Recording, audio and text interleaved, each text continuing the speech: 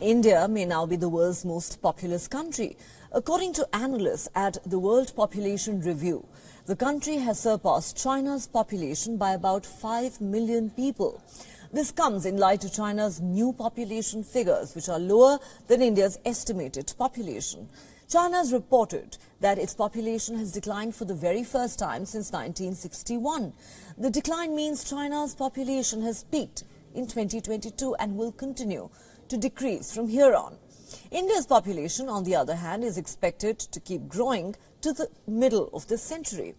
First, let's take a look at China's population numbers. China's National Bureau of Statistics says the population is now about 1.41 billion. It decreased by around 850,000 people from the 2021 numbers.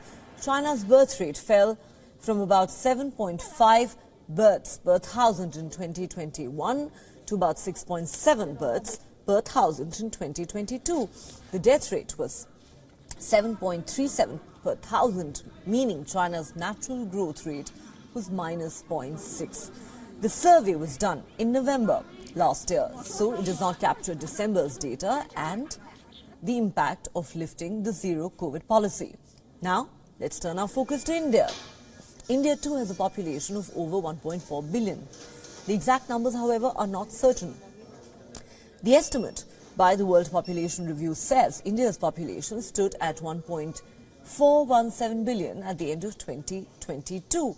It would mean India has about 5 million people more than China does. Of course, accurate population figures by the Indian government are still awaited.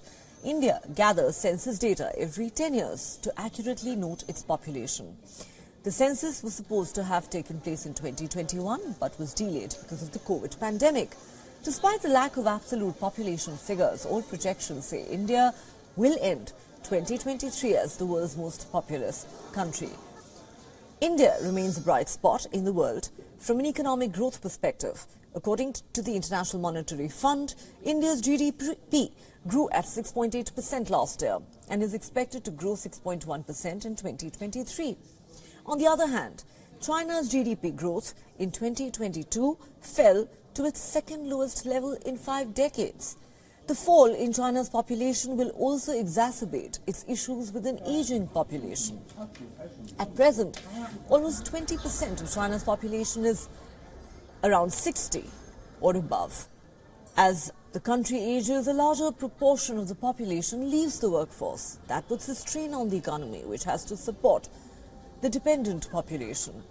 India's issue is the opposite. It has the world's largest working age population. This is the first time, this is actually a time for India to reap its demographic dividend. But to do that, India needs to increase jobs. India's labour force participation rate in 2021 was just 46%. That means less than half of the people between the ages of 15 and 64 had a job.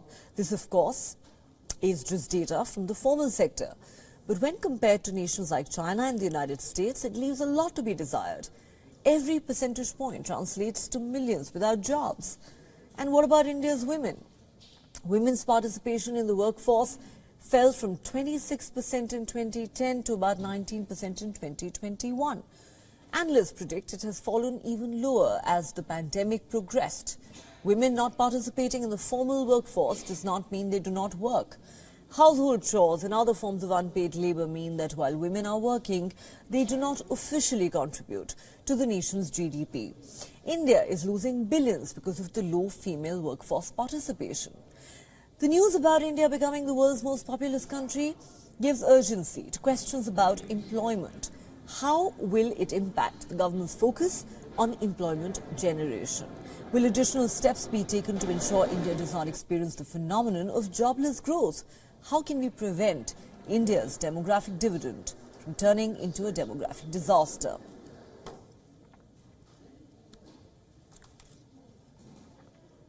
For more on this, we're now joined by Guido Cosi, a professor of macroeconomics at the University of St. Gallen in Switzerland. Thank you so much for joining WION.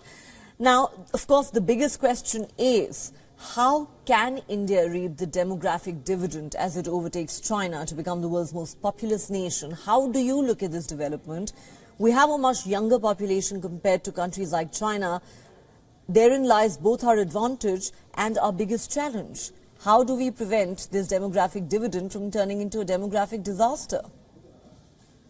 Well, being the population younger than the Chinese population, of course, has the disadvantage that the Chinese population has stabilized their education, so they are better skilled on average. However, it gives the potential to educate the young. So now a bifurcation is possible. If the government manages to well educate the young, their knowledge will be less obsolete, more updated than that of their Chinese counterparts. So if it doesn't, then of course the labor force participation will eventually become higher, but it will be low skilled. Second, the problem of the women labor force participation is crucial, is very important, because if at the moment we have less than one woman working, at least formally, for every two and a half men, then there are lots of possibilities that are not open. So I think education, especially of the women, because of course young women, in order to find a job, they need to be able to work. So education, facilitating their access to school, is extremely important. So I would be very determined on this, both at the federal and at the state level. All right.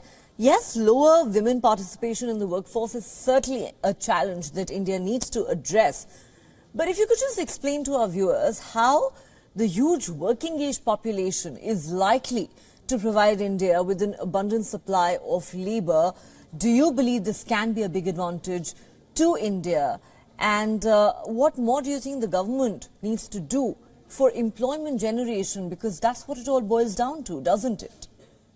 Of course, employment has supply and demand. So supply is what we have been talking about until now. Now demand is also important. So the government shall stimulate entrepreneurial activities. It has been working in this direction too. Also, it is important to form ventures with foreign firms.